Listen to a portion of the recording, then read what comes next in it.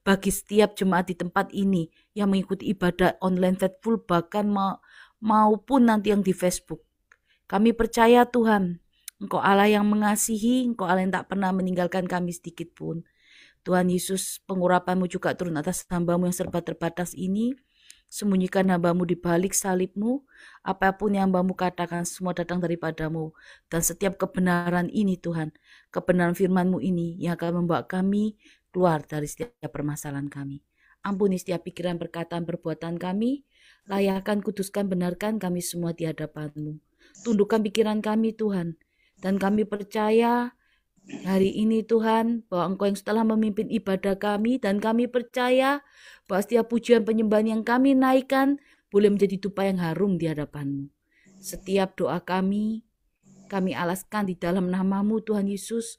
Bahkan untuk setiap kesaksian yang sebentar lagi akan kami dengar, kami percaya nama-Mu ditinggikan, nama-Mu dipermuliakan.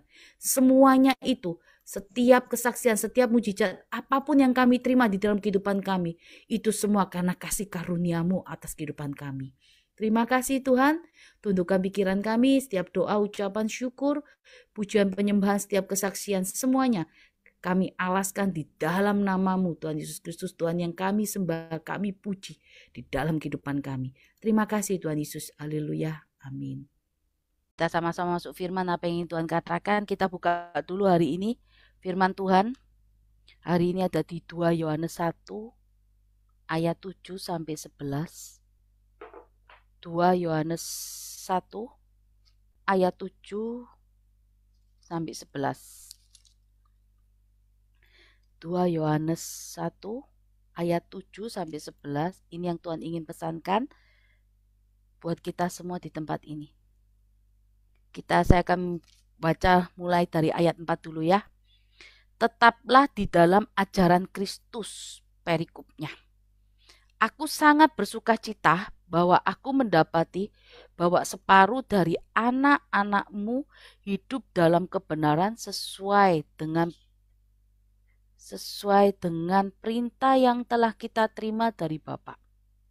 Dan sekarang aku minta kepadamu, Ibu, bukan seolah-olah aku menuliskan perintah baru bagimu, tetapi menurut perintah yang sudah ada pada kita dari mulanya, supaya kita saling mengasihi.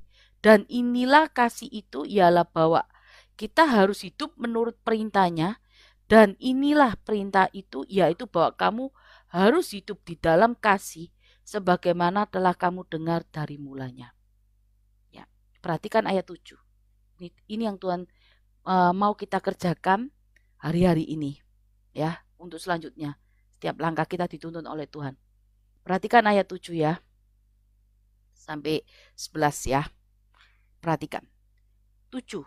Sebab banyak penyesat telah muncul dan pergi ke seluruh dunia yang tidak mengaku bahwa Yesus Kristus telah datang sebagai manusia. Itu adalah si penyesat dan antikristus. 8. Waspadalah supaya kamu jangan kehilangan apa yang telah kamu kerjakan itu, tetapi supaya kamu mendapat upahmu sepenuhnya. Perhatikan ayat 7 dan ayat 8. Ini yang Tuhan mau berikan perintah buat kita hari ini. Sebab banyak penyesat telah muncul dan pergi ke seluruh dunia, yang tidak mengaku bahwa Yesus Kristus telah datang sebagai manusia. Itu adalah si penyesat dan antikristus. 8. Waspadalah supaya kamu jangan kehilangan apa yang telah kami kerjakan itu, tetapi supaya kamu mendapatkan upahmu sepenuhnya. 9. Setiap orang yang tidak tinggal di dalam ajaran Kristus, tetapi yang melangkah keluar dari situ, tidak memiliki Allah. Barang siapa tinggal di dalam ajaran itu, ia memiliki Bapa maupun anak. Jikalau seorang datang kepadamu dan ia tidak membawa ajaran ini, janganlah kamu menerima dia di dalam rumahmu. Dan janganlah memberi salam kepadanya, supaya barang siapa yang memberi salam kepadanya, ia mendapat bagian dalam perbuatan yang jahat. Hari ini, firman hari ini yang akan saya berikan langsung judul kuat di dalam kebenaran Tuhan.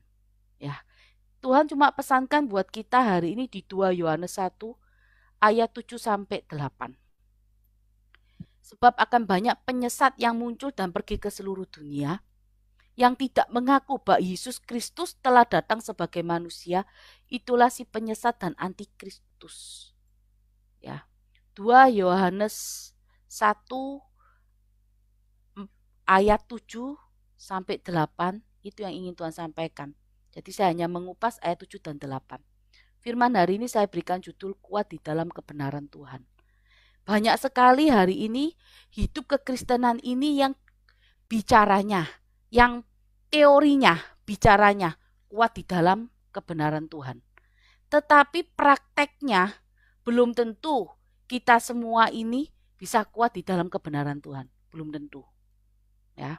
Jadi kalau kuat di dalam kebenaran Tuhan, ya, berarti kekuatan yang kita dapat ini dapatnya dari mana? Dari Tuhan. Karena kita tidak bisa kita berjalan dengan kekuatan kita sendiri. Kalau kita diharuskan kuat di dalam kebenaran, kuat dalam pengajaran, kuat di dalam firman Tuhan, berarti kita butuh kekuatan yang datang daripada Tuhan hari ini. Kekuatan yang kita dapat dari Tuhan melalui apa? Melalui pengenalan akan Tuhan. Yang berarti semua segala sesuatunya pengenalan Tuhan yang sesuai dengan standar firman. Ya. Jadi kuat di dalam kebenaran Tuhan ini adalah kekuatan yang kita dapat saat kita mengalami pengenalan akan Tuhan. Kalau kita tidak mengenal Tuhan yang kita sembah, kita nggak akan bisa kuat di dalam kebenaran itu. Kita pasti akan melihat keadaan, kita pasti akan melihat hasil. Banyak hari ini hidup kekristenan itu hanya melihat hasil. Banyak sekali hidup kekristenan ini hanya mengerjakan yang baik menurut cara pandang kita. Bukan yang baik, yang benar di hadapan Tuhan. Yang benar di hadapan Tuhan. Kalau benar, apa yang kita kerjakan ini benar, berarti itu semuanya baik untuk siapapun orang di sekitar kita. Yang penting satu, benar di hadapan Tuhan. Dasarnya apa? Cara pandangnya apa? Ya firman Tuhan.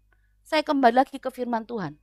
Tapi saya tidak akan mengulang lagi bagaimana nih supaya kuat di dalam kuat di dalam kebenaran Tuhan. Saya percaya yang pertama pasti saudara sudah tahu. Pengenalan akan Tuhan itu yang membuat kita kuat di dalam kebenaran Tuhan. Tidak tergoyahkan dengan apapun keadaan kita hari-hari ini. Iman kita bukan iman musiman lagi.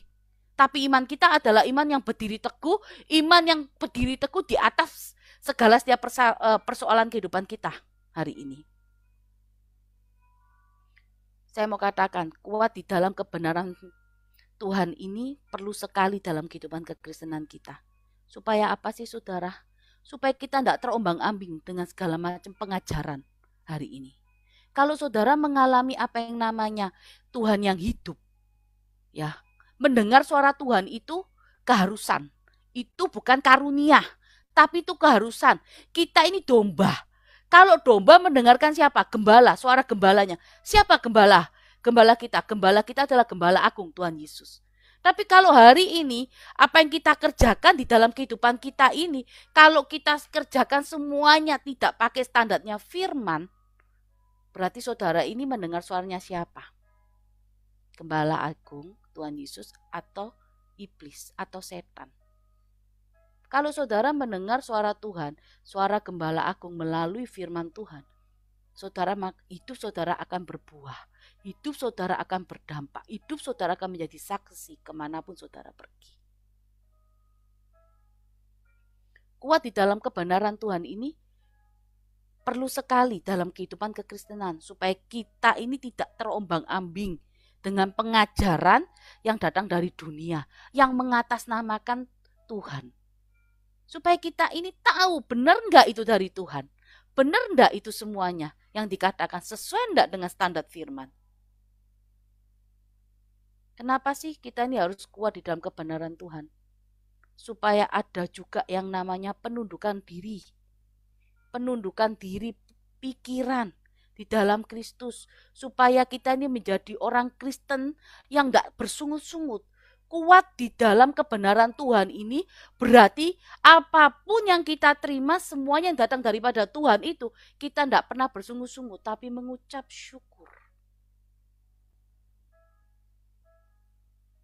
Mengucap syukur di dalam segala hal. Bukan mengucap syukur, pilih-pilih berkat besar baru mengucap syukur, berkat kecil enggak mengucap syukur hari ini. Apapun yang Tuhan berikan di dalam kehidupan kita hari ini, kita harus mengucap syukur.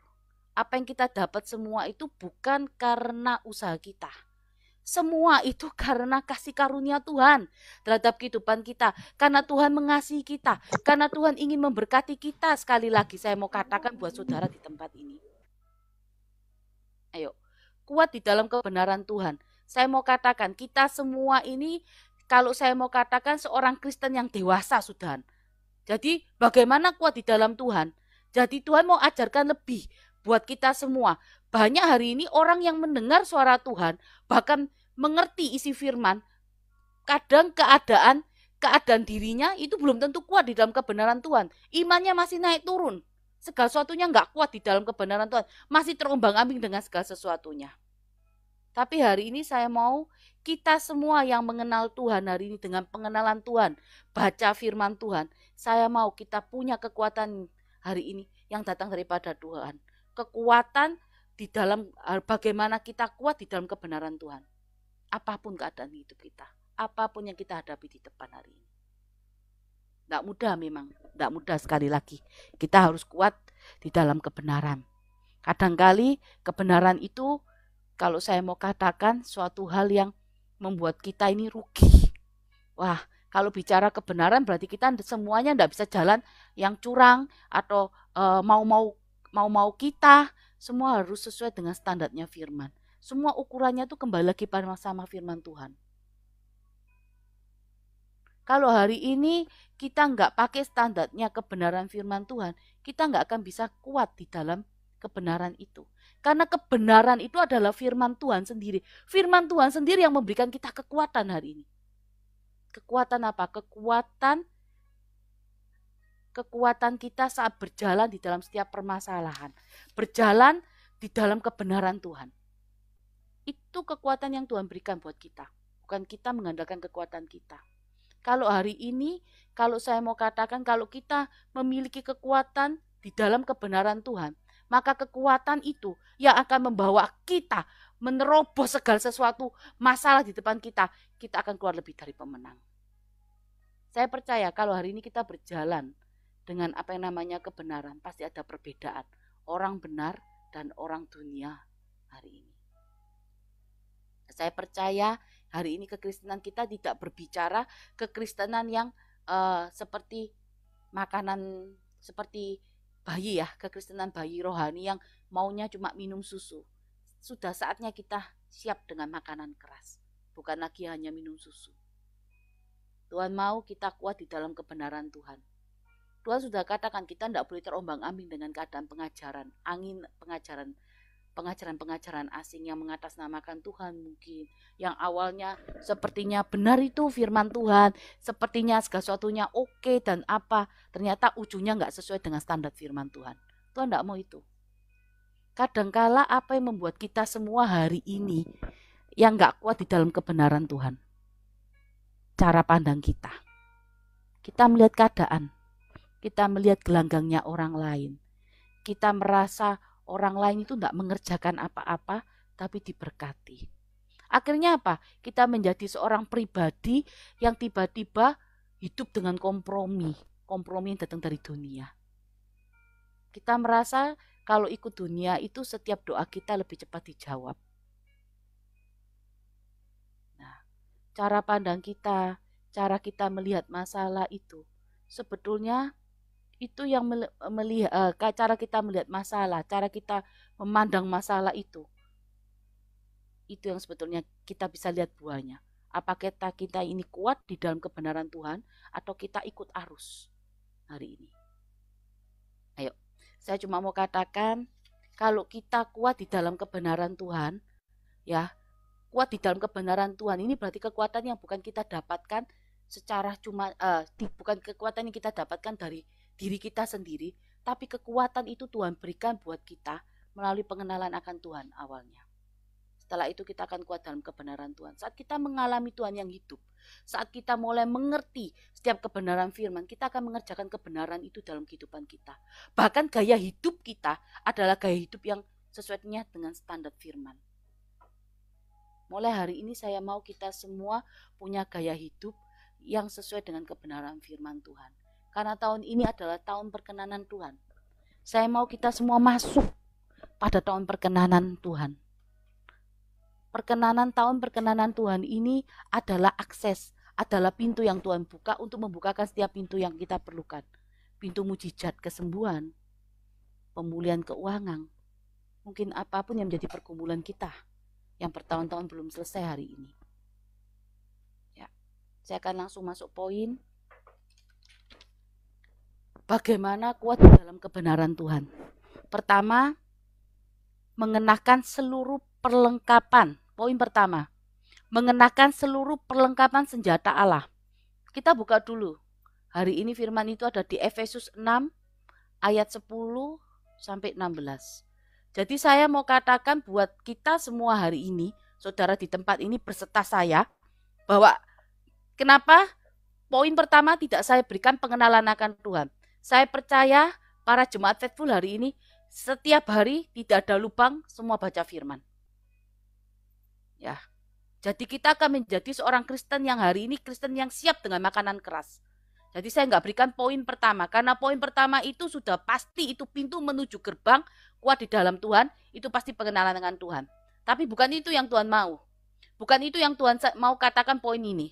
Poin ini pertama, mengenakan seluruh perlengkapan senjata Allah. Kita buka dulu Efesus 6 ayat 10 sampai 16.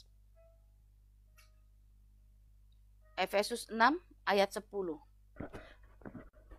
Akhirnya hendaklah kamu kuat di dalam Tuhan, di dalam kekuatan kuasa-Nya. 11. Kenakanlah seluruh perlengkapan senjata Allah, supaya kamu dapat bertahan melawan tipu muslihat iblis. Karena perjuangan kita bukanlah melawan darah dan daging, tetapi melawan pemerintah-pemerintah, melawan penguasa-penguasa, melawan penghulu-penghulu dunia yang gelap ini, melawan roh-roh jahat di udara. Sebab itu ambillah, kata Tuhan, ayat 13, Efesus 6, ayat 13. Sebab itu ambillah seluruh perlengkapan senjata Allah, supaya kamu dapat mengadakan perlawanan pada hari yang jahat itu, dan tetap berdiri supaya sesudah kamu menyelesaikan segala sesuatunya. Kalau kita menggunakan perlengkapan senjata Allah, pada saat nanti tiba waktunya perlawanan pada hari yang jahat itu, kita tetap bisa berdiri. Sudah itu kamu akan menyelesaikan segala sesuatunya. Ya. Kita perhatikan ayat 14 ya. Perlengkapan senjata Allah ini mulai ayat 14. Jadi berdirilah tegap, berikatkan pinggang kebenaran, dan berbaju zirekan keadilan. Saya akan uraikan satu-satu. Ya, berarti ayat 14 ini berikatkan pinggang kebenaran dan berbaju zirekan keadilan. Ini adalah perlengkapan senjata Allah yang harus kita gunakan. Ya, berarti di ayat 14 ini ada 2 senjata Allah. Perhatikan. 15. Kakimu berkasutkan kerelaan untuk memberitakan Injil damai sejahtera. 15. Perlengkapan senjata Allah, Injil damai sejahtera. Ya, perhatikan, berarti 3. 16. Dalam segala keadaan pergunakan perisai iman. Perlengkapan senjata Allah, perisai iman. Sebab dengan perisai itu kamu dapat memadamkan semua panah api dari si jahat. Ya, berarti itu 1, 2, 3, 4. 4 ya. Kita perhatikan ayat 17. Saya akan jelaskan satu persatu. Terimalah ketopong keselamatan dan pedang roh. 4, 5, 6. Perlengkapan senjata Allah ada 6. Di situ disebutkan mulai ayat 14 sampai 17. Itu yang semua yang harus kita pergunakan saat ini supaya kita kuat di dalam kebenaran Tuhan, supaya kita layak menerima setiap janjinya. Tidak ada rencana Tuhan yang gagal di dalam kehidupan kita. Siapa yang menggagalkan rencana Tuhan di dalam kehidupan kita? Cara pandang kita, cara pikir kita, bahkan ketakutan kita hari ini. Bahkan saat kita datangnya sama Tuhan dengan motivasi, itu semua yang menggagalkan rencana Tuhan atas kehidupan kita. Tapi Tuhan hari ini juga mau katakan buat kita, kalau kita sudah berjalan apa yang namanya sesuai dengan standarnya firman Tuhan, berarti supaya kita kuat di dalam kebenaran Tuhan, kita harus menggunakan mulai ayat 14 sampai 17. 6 perlengkapan senjata Allah. Saya akan mulai jelaskan dulu. Ayat 14. Berikatkan pinggang kebenaran. Apa sih kebenaran itu? Kalau kebenaran itu berbicara kebenaran itu kebenaran dari Allah. Yang kita terima dari Allah. Kita buka dulu ya. Berikatkan pinggang kebenaran. Kita buka dulu dari ayat firman Alkitab kita sendiri ya. Roma 4 ayat 3. Saya akan mulai sambung. Kita akan mulai belajar. Kita akan belajar apa yang Tuhan ingin katakan. Ya. Roma 4 ayat 3. Roma 4 ayat 3. Ya. Bentar ya, saya juga akan share. Perhatikan hari ini ya. Supaya Roma 4 ayat 3.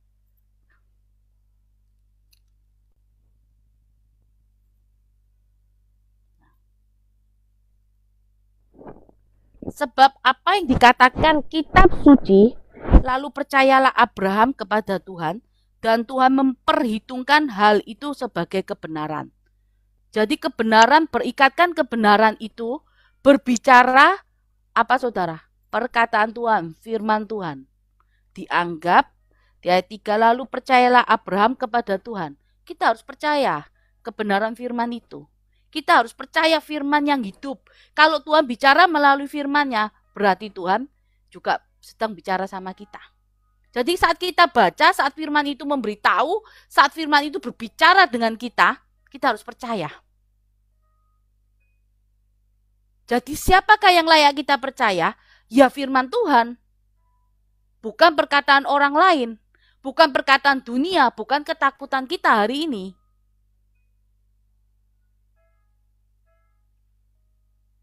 Ya, oke. Sekarang kita kembali lagi ke Efesus 6.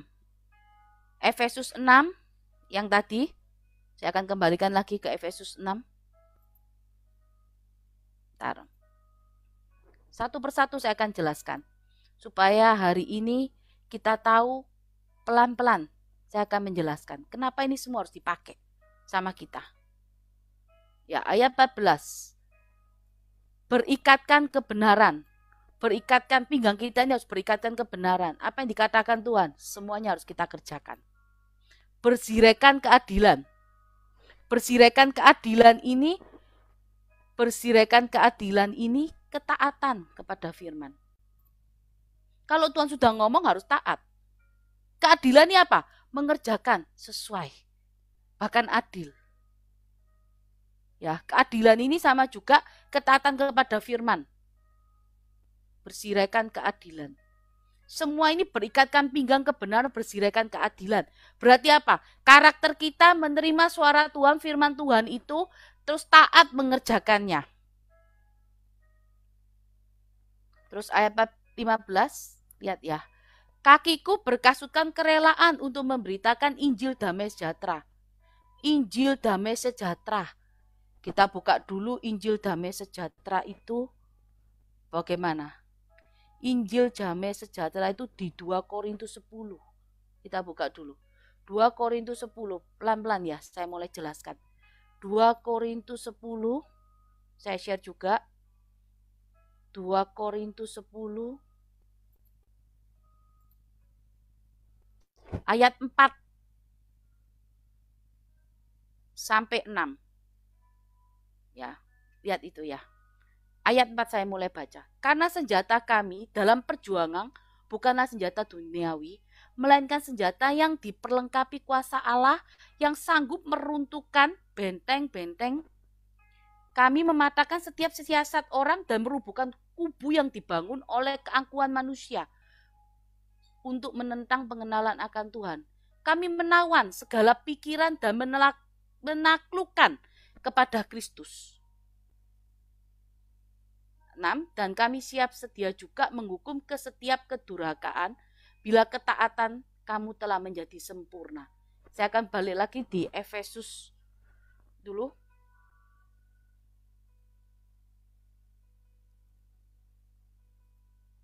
Ya, kita balik ya di Efesus. Injil, saudara lihat di ayat 15 itu. Kan dikatakan kakimu harus berkasutkan kerelaan memberitakan Injil damai sejahtera. Kerelaan memberitakan Injil damai sejahtera ini menjadi pelaku. Pelaku memberitakan, menjadi pelaku firman.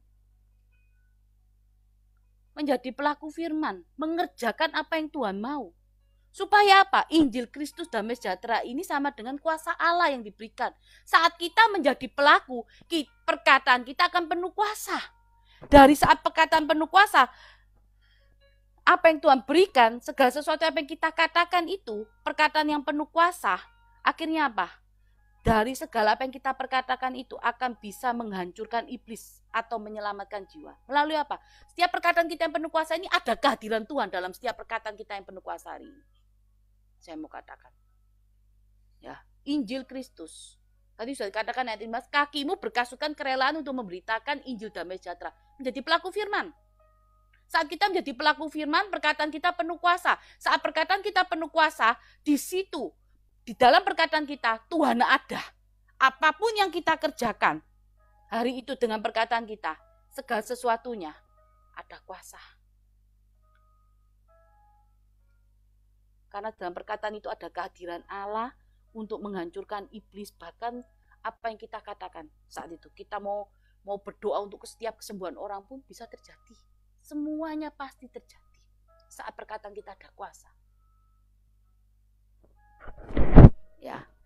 Terus apa yang dikatakan di 2 Korintus 5 ayat 2 Korintus 10 di ayat 5. Jangan sampai kita ini di 2 Korintus 10 2 Korintus 10 ayat 5.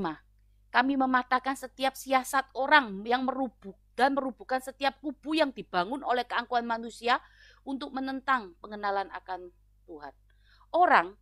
Setiap orang kalau menentang pengenalan akan Tuhan, berarti orang itu adalah orang yang datang dari dunia.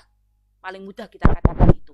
Atau saya mau katakan gini, kalau ada seseorang yang menentang pengenalan akan Tuhan, berarti dia merasa dirinya seperti Tuhan. Dia mampu, dia punya segala sesuatunya. Dia nggak butuh Tuhan untuk segala sesuatunya. Nah, hati-hati. Pengajaran tidak sesuai firman, menentang pengenalan akan Tuhan, itu seringkali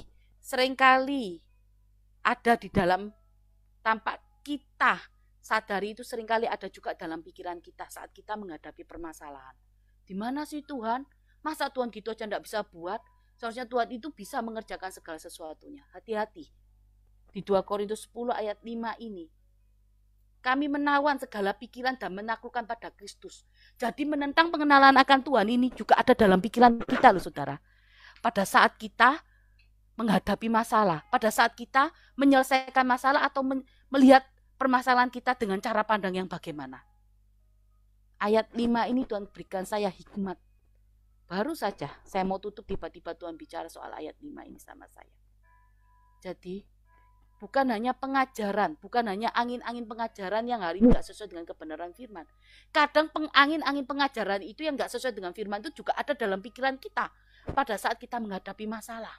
Saat kita mulai meragukan kuasa Tuhan. Saat kita merasa gak butuh Tuhan lagi. Kita punya uang, kita punya jabatan, kita punya kekuasaan. Hati-hati. Ingat, hari ini segala sesuatu yang kita kerjakan, kita harus bangun di dasar yang kuat, yaitu dasar kita hanya pada setiap kebenaran firman Tuhan, supaya kita kuat menghadapi badai kehidupan. Ya, saya akan kembali lagi di ayat berikutnya, 2 Korintus tadi, di Efesus 6. Ya, Efesus 6, saya kembalikan lagi sebentar. Efesus 6 tadi ayat 10-16, kita langsung ke ayat 16 ya. Dalam segala keadaan, pergunakan perisai iman. Tuhan minta kita gunakan perisai iman.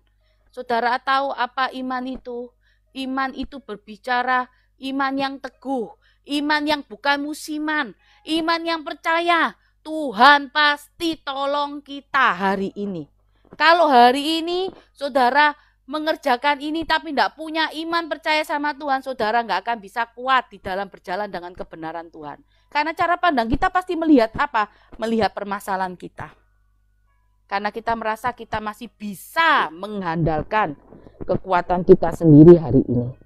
Tuhan mau kita ini juga punya iman percaya. Kalau kemarin Tuhan tolong kita, saya percaya hari ini juga Tuhan tolong kita. Nggak mungkin Tuhan kita dibiarkan oleh Tuhan.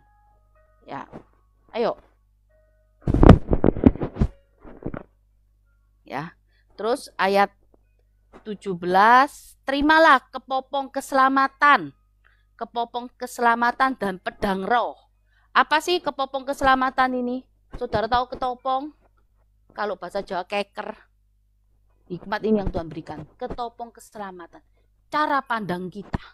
Cara pandang kita kalau standarnya firman Tuhan, cara pandang kita kalau mengerjakan sesuai dengan firman Tuhan, keselamatan akan menjadi bagian dalam kehidupan kita, hidup kekal, bahkan kita akan keluar lebih dari pemenang. Terimalah kepopong keselamatan, gunakan hikmat. Kepopong keselamatan itu cara melihat, minta hikmat Tuhan untuk saat menyelesaikan bagaimana ini. Kita harus gunakan perlengkapan senjata Allah hari ini supaya kita kuat, bisa berkuat di dalam kebenaran Tuhan hari ini. Ya, pedang roh. Ini yang paling terakhir saudara. Pedang roh kita pasti sudah tahu semua. Ibrani 4 ayat 12 kita buka dulu. Ibrani 4 ayat 12. Pedang roh. Ini yang Tuhan katakan. Saya akan share dulu Ibrani 4 ayat 12. Ya. Ibrani 4 ayat 12. Kita buka ya. Hari ini kita belajar firman Tuhan. Saya akan mulai gabung-gabungkan. Ibrani 4 ayat 12. Ya. Sebab firman Allah hidup dan kuat, lebih tajam daripada pedang bermata dua. Pedang bermata dua manapun. Ia menusuk amat dalam sampai memisahkan jiwa dan roh, sendi-sendi dan sumsum. Ia sanggup membedakan pertimbangan dan pikiran hati kita. Ya, senjata Allah, pedang roh, firman. Apa yang harus kita kerjakan itu firman. Bukan pertimbangan kita, bukan pikiran hati kita. Firman itu dapat membedakan. Firman itu selalu benar. Firman itu selalu tidak ada yang salah. Semua yang dikatakan pasti terjadi. Jadi saya mau katakan pedang roh. Pedang roh ini berbicara sebab firman Allah yang kuat dan lebih tajam. Tuhan ini juga roh. Jadi segala sesuatu apa yang kita kerjakan, walaupun kita enggak, roh ini kan kalau kita katakan kita enggak kelihatan. Tapi pedang roh itu ya Tuhan sendiri yang dapat mengerti. Ya, dikatakan di sini firman Allah yang hidup dan kuat dan lebih tajam dari pedang bermata dua manapun, ia menusuk amat dalam sampai memisahkan jiwa dan roh. Jadi saya mau katakan hidup segala sesuatu dengan ketulusan. Hidup dengan ketulusan. Pedang roh itu juga bicara seperti itu. Hidup sesuai dengan standar firman, jangan motivasi macam-macam. Karena apa? Dia dapat penusuk amat dalam dan memisahkan jiwa dan roh, sendi-sendi dan sumsum. Ia sanggup membedakan pertimbangan dan pikiran hati kita. Hati-hati. Kalau hari ini hidup kita mau kuat di dalam kebenaran Tuhan, tapi kita mengerjakan kebenaran ini tidak sesuai dengan standar firman, tidak sesuai dengan segala sesuatunya apa yang namanya firman Tuhan, kita nggak akan bisa kuat berjalan dalam kebenaran. Mengapa sih kita ini harus mengenakan perlengkapan senjata Allah? Supaya kita dapat bertahan melawan tipu muslihat setan, iblis. Supaya kita ini tetap teguh, saudara, berdiri, menang, melawan siapa? Setan, melawan iblis, melawan persoalan kita. Kenapa kok kita harus gunakan itu? Supaya kita dapat berdiri, teguh, melawan setan, melawan pergumulan kita. Atau kalau saya mau katakan supaya dapat bertahan melawan tipu muslihat iblis. Setiap permasalahan yang kita hadapi, Tuhan itu sudah berikan jalan keluarnya. Tuhan itu sudah berikan bahkan kemenangan di depan. Tapi seringkali kegagalan dalam meraih kemenangan itu karena siapa? Karena iblis mengacaukan pikiran kita. Iblis membuat cara pandang kita berbeda. Sehingga ketakutan, kekhawatiran itu ada di dalam kehidupan kita hari ini. Kalau kita kuat di dalam kebenaran Tuhan, kuat di dalam kebenaran Tuhan, saya percaya hari ini kita akan keluar lebih dari pemenang. Tidak ada yang bisa mengalihkan perhatian kita, fokusnya sama Tuhan. Masalah kita yang kita alami hari ini, kita juga melihat Tuhan di dalam masalah kita. Tapi hari ini iblis gak suka kalau kita dekat sama Tuhan. Karena Tuhan ini punya jiwa, Tuhan ini punya karakter yang belas kasihan. Tuhan itu tidak mau membiarkan kita ini berlama-lama dengan penderitaan. Tuhan itu mau cepat menolong kita. Tapi kadangkala saat kita ini Tuhan mau menolong kita, kita sendiri yang merasa hari ini kuat, tidak pakai kekuatannya Tuhan, tapi merasa kita memiliki kekuatan sendiri. Coba, kalau hari ini yang saya percaya dan yakin, kita semua pasti sudah baca firman. Tidak ada yang nggak pernah baca firman. Kalau saudara lihat perjanjian baru, semua loh, Tuhan Yesus saat mau menyembuhkan orang sakit atau orang apapun ya yang butuh Tuhan Yesus, apa yang dikatakan Tuhan Yesus? Apa yang engkau inginkan aku perbuat buat engkau. Tuhan Yesus, tolong aku. Apa yang ingin aku perbuat buat engkau. Tuhan tidak pernah maksa loh. Apa Tuhan itu, maaf sekali saudara, nggak ngerti kalau dia ini, si orang sakit ini butuh Tuhan, ini butuh kesembuhan. Apa Tuhan nggak tahu? Tahu. Tapi Tuhan tanya sama dia, apa yang ingin engkau mau aku ini mengerjakan atau aku perbuat untuk engkau? Tuhan nggak maksa. Hari ini orang Kristen tahu di mana Tuhan Yesus berada. Tuhan Yesus hanya sejauh doa. Tapi hari ini banyak orang Kristen yang datang sama Tuhan, minta pertolongan, tapi tidak mengizinkan Tuhan untuk masuk di dalam permasalahannya, untuk masuk dalam kehidupannya. Dia hanya datang untuk minta tolong Tuhan, untuk Tuhan menyelesaikan. Tapi dia nggak izinkan Tuhan masuk dalam permasalahannya. Dia cuma butuh jawaban, persoalannya boleh selesai. Mujizat kesembuhan boleh ada.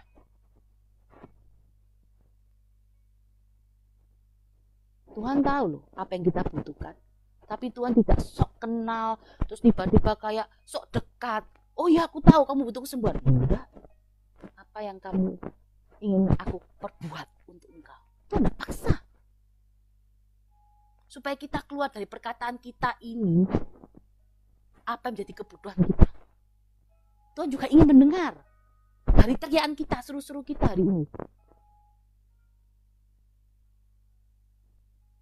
Seringkali banyak sekali hari ini orang hidup kekristenan, orang yang hidup tahu Tuhan Yesus, mengenal Tuhan Yesus, hidup dengan kekristenan, tahu Alkitab, dia baca Alkitab, wah sudah luar biasa. Tapi dia datang sama Tuhan masih ada motivasi. Saya kasih contoh saudara. Banyak hari ini orang yang menabur pekerjaan Tuhan. Banyak. Kalau diomong, Tuhan bodoh untuk ditaburan ini. Wah, orang berlomba-lomba untuk menabur. Menaburnya itu baik. Baik untuk pekerjaan Tuhan. Karena kita ini diberkati untuk menjadi saluran berkat. Untuk membagi berkat pastinya. Untuk apa yang menjadi kebutuhan Tuhan. Itu ya saudara. Tapi hari ini seringkali orang menabur pekerjaan Tuhan, orang mengerjakan pekerjaan Tuhan, apa yang ingin memberkati pekerjaan Tuhan, bukan untuk memuliakan Tuhan. Bukan untuk mengerjakan standarnya firman Tuhan, menjadi berkat untuk memberkati, enggak. Supaya apa? Aku kalau mengerjakan menabur pekerjaan ini kanan kiri untuk Tuhan, supaya Tuhan menjaga pekerjaanku, supaya pekerjaanku enggak bangkrut, supaya Tuhan menjaga dijauhkan aku dari segala macam. Datangnya tuh ada motivasi. Datangnya itu bukan datang karena dia mengerjakan, karena dia mengasihi Tuhan. Kalau yang namanya setiap memberi, itu semua kerjakan untuk Tuhan. Adakala saat ini mungkin kita memberi untuk seseorang, tiba-tiba orang itu mengecewakan. Kita pasti komplain dong sama Tuhan. Tapi kalau kita mengerjakan untuk Tuhan, ya kita nggak mungkin komplain. Karena apa yang kita kerjakan itu semua untuk Tuhan.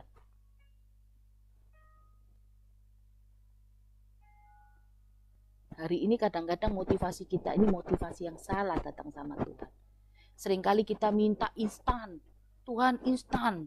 Segalanya cepat kaya, cepat selesai masalahku. Kalau hari ini kita datang sama Tuhan Yesus sejauh doa. Terus kita izinkan Tuhan, kita ajak Tuhan masuk dalam kehidupan kita. Kita izinkan Tuhan turut campur tangan dalam setiap permasalahan kita. Saya percaya saudara, Tuhan akan menembus waktunya kita. Tuhan akan membuat mujizat buat kita semua hari ini. Tapi seringkali kita tidak mengizinkan Tuhan untuk masuk. Kita cuma mau berkatnya. Kita cuma mau apa yang menjadi keinginan kita, bukan kebutuhan. Yuk, poin kedua, ini poin yang terakhir, supaya kita kuat di dalam kebenaran Tuhan. Selalu lahir baru di dalam kehidupan kita. Lahir baru, manusia baru. Apa sih lahir baru ini? Ayo, apa yang baru itu saya berikan? Selalu lahir baru dalam kehidupan kita. Langsung saya berikan. Kita harus mengerjakan 3B. Ya, supaya selalu lahir baru di dalam kehidupan kita, kita harus mengerjakan 3B. Apa itu 3B, saudara? Berpikir benar. Berpikir benar. Yang pertama, berpikir benar.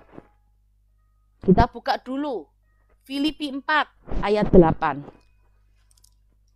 Berpikir benar, saudara. Kita tidak boleh pikir negatif. Kita tidak boleh berpikir aneh-aneh, berpikir dengan cara pandang dunia. Filipi 4 ayat 8. Jadi akhirnya saudara-saudara, semua yang benar, semua yang mulia, semua yang adil, semua yang suci, semua yang manis, semua yang sedap didengar, semua yang disebut kebajikan dan patut dipuji. Pikirkan semua itu. Ya. Berpikir benar. Filipi 4 ayat 8. Tuhan sudah katakan, ini semua yang positif. Tidak ada pikiran negatif. Ini yang patut kita pikirkan. Kalau pikiran kita pikiran yang negatif, kita nggak bisa berjalan bersama Tuhan. Kita nggak bisa melihat sesuatu yang spektakuler. Kita nggak bisa menikmati apa yang namanya berkat datang kepada Tuhan. Karena kalau saat pikiran kita ini pikiran yang positif, berpikir benar sesuai dengan standar firman, kita akan melihat pintu yang terbuka, yang nggak mungkin buat kita, yang nggak mungkin dikerjakan oleh manusia. Tapi Tuhan sanggup mengerjakan buat kita pemulihan rumah tangga, hubungan, pemulihan dalam keuangan, kesembuhan di dalam satu penyakit dan segala sesuatunya. Ya. Berpikir benar. Filipi 4 ayat 8. Yang B yang kedua, tadi kan saya katakan, selalu lahir baru dalam kehidupan kita. Apa yang harus kita kerjakan? 3B. Pertama, berpikir benar. Kedua, berkata benar, saudara. Berkata benar. Berkata yang benar, berarti perkataan yang keluar harus perkataan yang sesuai dengan standar firman. Kita buka dulu ayatnya, Efesus 4 ayat 25. Efesus 4 ayat 25. Hari ini kita belajar firman Tuhan. Karena itu buanglah dusta dan berkatalah benar kepada yang lain. Karena kita adalah sesama anggota. Saudara, kita ini harus berkata benar kepada yang lain. Kita tidak boleh berbohong, kita tidak boleh berdusta. Karena kita adalah sesama anggota. Apa sih sama anggota? Kita ini semua ini ciptaan Tuhan. Apa yang kita perbuat itu, perbuatlah seperti kita juga mengasihi diri kita sendiri. Memang enak difitnah, memang enak dikata-katai. Kalau kita difitnah, dikata-katai orang, apa itu enak buat kita? Kan tidak enak, saudara. Nah, semuanya berkata benar ini benar sesuai dengan standar firman. Benar, setiap perkataan yang keluar dari lidah bibir kita adalah perkataan firman. Perkataan yang membangun, bukan perkataan yang menjatuhkan satu sama lain. Berkata benar sesuai dengan standar firman. 3B yang kedua. 3B yang terakhir adalah bertindak benar. Bertindak benar, saudara. Apa yang Tuhan katakan bertindak benar. Banyak orang bisa berpikir benar, berkata benar, prakteknya enggak bisa. Ya toh? Banyak tuh hari-hari yang seperti ini, saudara. Tapi Tuhan mau katakan, ayo kita semua ini harus bertindak benar. Jangan kita ini bertindak apa yang menjadi maunya kita. Kalau saudara bertindak apa yang menjadi maunya kita enggak akan bisa melihat, saudara. Nggak akan bisa melihat segala sesuatunya apa yang Tuhan mau kerjakan dalam kehidupan kita. Ayo kita buka dulu firman Tuhan.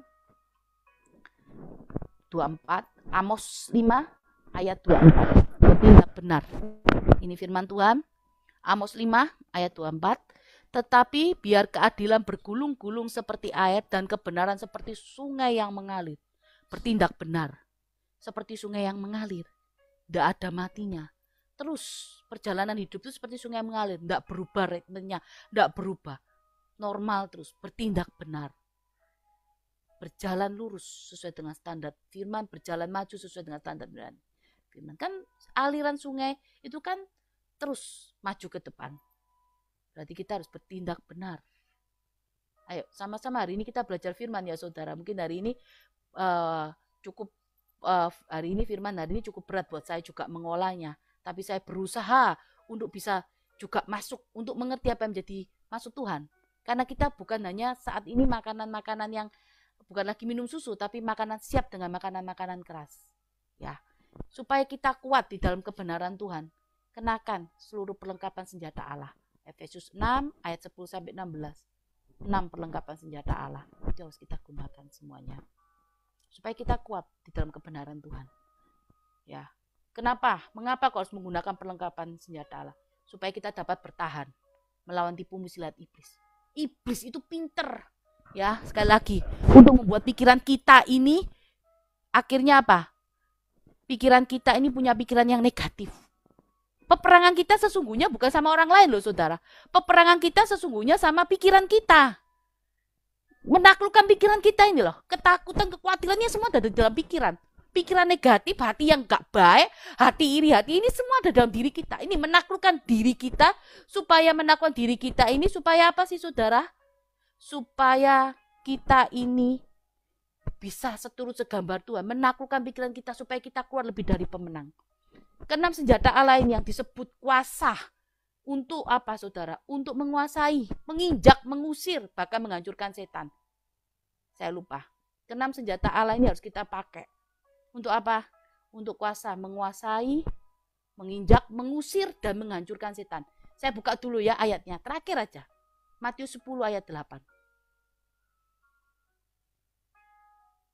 Saya lupa ini tadi, maaf. Matius 10 ayat 8. Lihat. Kalau kita gunakan perlengkapan senjata Allah. Matius 10 ayat 8.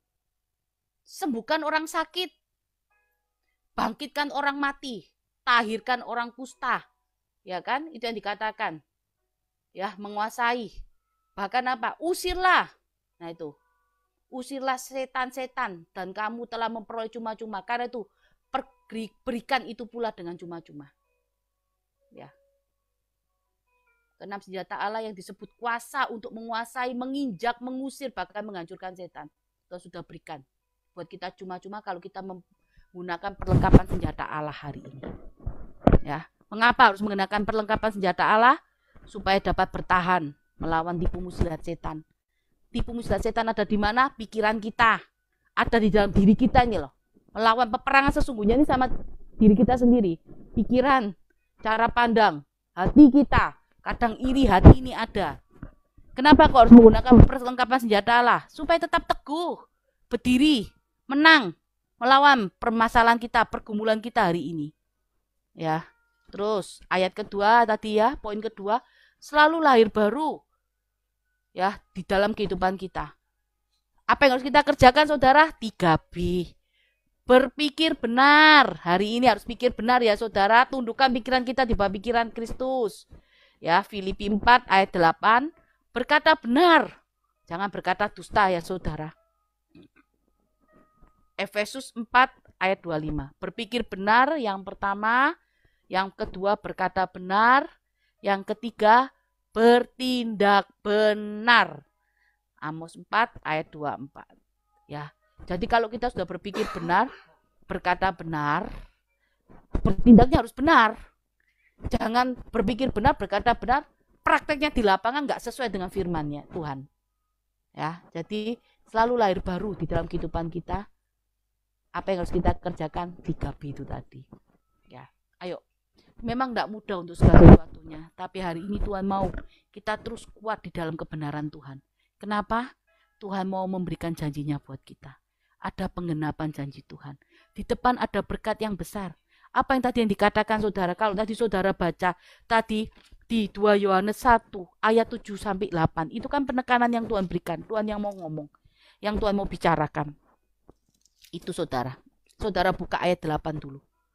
2 Yohanes 1 ayat 8. Waspadalah supaya kamu jangan kehilangan apa yang kamu kerjakan, tetapi supaya kamu mendapatkan upahmu sepenuhnya. Ada penggenapan janji Tuhan. Ada upah di depan yang Tuhan sudah siapkan. Ayo kuat di dalam kebenaran. Kuat di dalam kebenaran Tuhan. Ayo. Gak mudah memang. Tapi asal saudara hari ini tidak mengandalkan kekuatan saudara. Datang sama Tuhan. Pergunakan semua perlengkapan senjata Allah. Kita akan menuju kemenangan hari ini. Ya, ada upah ya saudara di depan. Ada penggenapan.